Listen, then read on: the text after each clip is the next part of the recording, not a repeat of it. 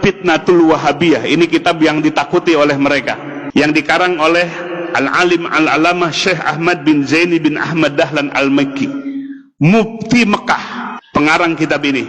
Inilah yang menjadi guru ulamanya yang di Indonesia. Murid-murid beliau diantaranya pertama adalah Syekh Khalil Al-Bangkalani dari Madura, murid beliau.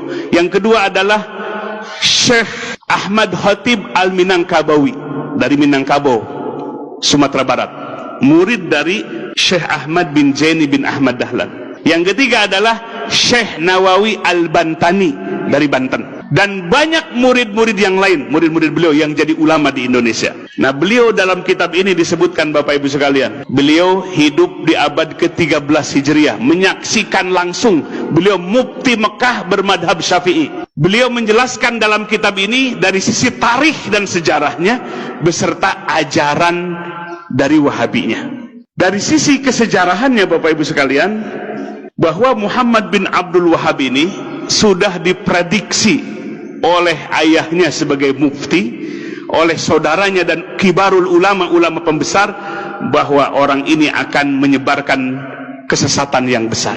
Sehingga terbukti Muhammad bin Abdul Wahab ini mengkafirkan orang-orang muslim. Wa tusila bizalika ila takfiril mukminin. Jadi mengkafirkan orang-orang yang beriman. Maka selain daripada yang mengikuti mazhabnya adalah musyrikin. Itu pandangannya. Sehingga Bapak Ibu sekalian, pertama, faza'ama ana ziyarata qabrin Nabi SAW, sesungguhnya dia menyangka berziarah ke kuburan Nabi, wa tawassuli bihi, bertawassul dengannya, wabil anbiya, dan kepada para nabi, wal aulia, dan kepada wali, wasolihin, dan orang-orang soleh, wa ziyarati quburihim, dan menziarahi kubur mereka, syirkun syirik. Jadi kita ziarah ke Wali Songo syirik, bertawasul syirik, yang suka tawasulan. Wa anna nidaan Nabi sallallahu alaihi wasallam inda tawasul, menyebut Nabi, ya, nida kepada Nabi, memanggil Nabi dalam tawasul, syirkun syirik. Dulu Muhammad bin Abdul Wahab ini bekerja sama dengan seorang amir di mana? Di daerah Diryah.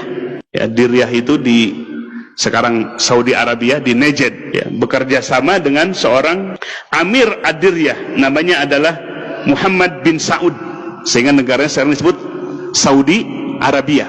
Nah, inilah kolaborasi antara Muhammad bin Abdul Wahab dengan Muhammad bin Saud. Yang satu ambisi kekuasaan, yang satu ambisi dengan pemahamannya, ingin menyebarkan pemahamannya.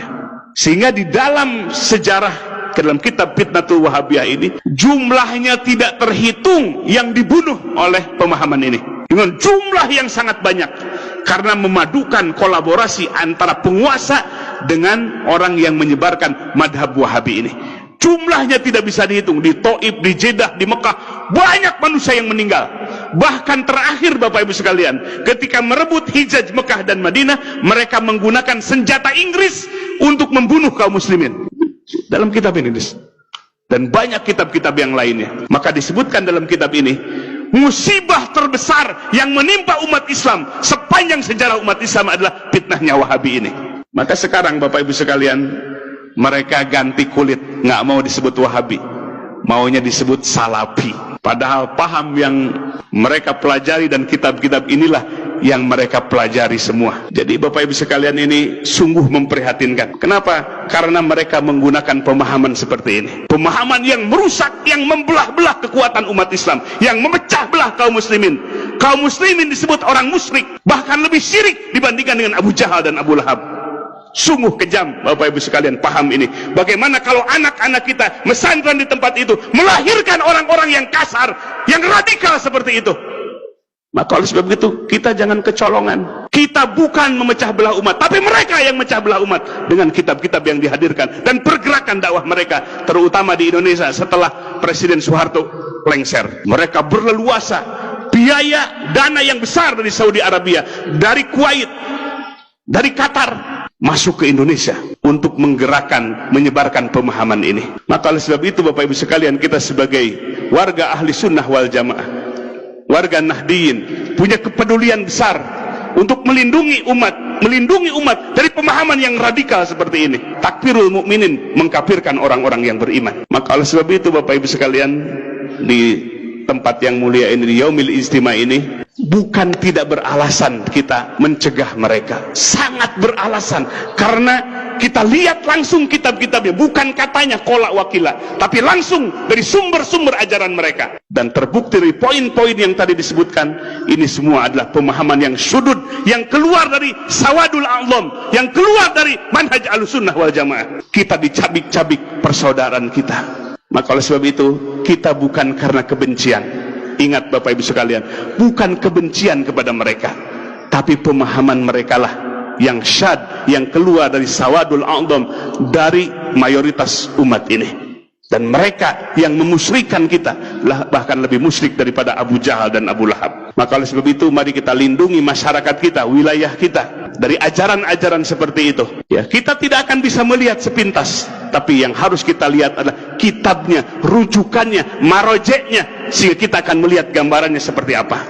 Maka hampir di mana-mana Bapak Ibu sekalian, kegaduhan di masjid-masjid karena ajaran seperti ini yang diajarkan. Begitu Bapak Ibu sekalian situasi kondisi kita. Mari kita jaga masyarakat kita, warga kita dari pemahaman-pemahaman radikal, pemahaman-pemahaman yang menuding orang lain kafir, yang menuding sesama saudaranya sebagai orang musyrik. Hadirin wal hadirat rahimakumullah, itulah yang bisa disampaikan pada kegiatan Yaumul Ijtima ini.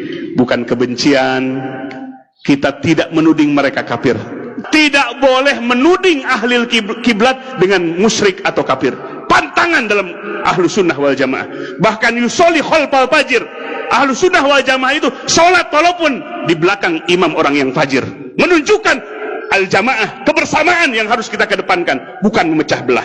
Itulah sifat dari Ahlussunnah wal Jamaah. Tapi sifat-sifat yang ada dalam pemahaman kitab Wahabi ini adalah sifat-sifat memponis. Ayat yang diturunkan kepada orang kafir dan musyrikin malah dipakai kepada sesama, kepada orang yang beriman. Ini adalah karena tidak menggunakan kaidah tafsir, merujuk Quran dan Sunnah tanpa menggunakan kaidah-kaidah yang benar yang ditetapkan oleh para ulama. Mudah-mudahan Bapak Ibu sekalian, Allah jaga lingkungan kita, Allah jaga masyarakat kita dari pemahaman yang menghancurkan ukhuwah persaudaraan kita.